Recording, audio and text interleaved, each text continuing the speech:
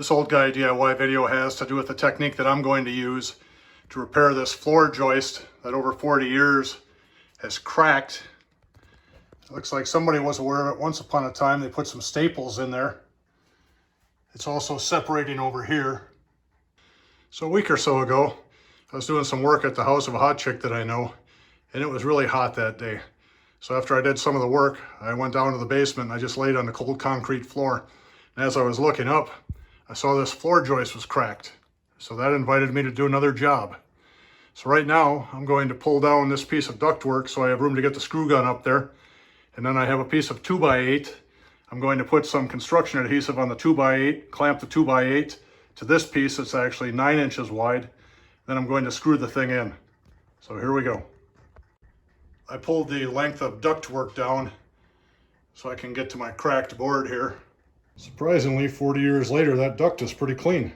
As I prepare to use some 10-year-old construction adhesive, I see that the end here is solid.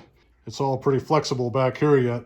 So when I tried to use the caulking gun, this end just broke open.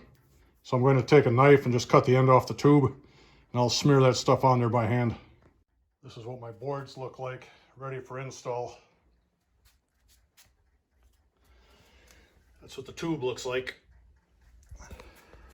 In addition to gluing and screwing that 2x8 in there, I clamped this thing together. Now I'm going to drill some 1/4-inch holes and just put 4 bolts that are 1/4-inch diameter and 2 inches long through there to pull that 2x9 back together.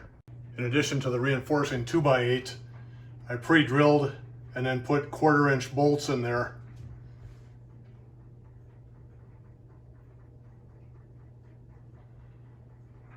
to pull that floor joist back together.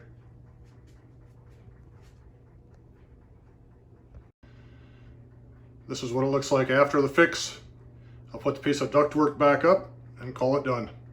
I hope this video helped you. Thank you for watching and have a great night.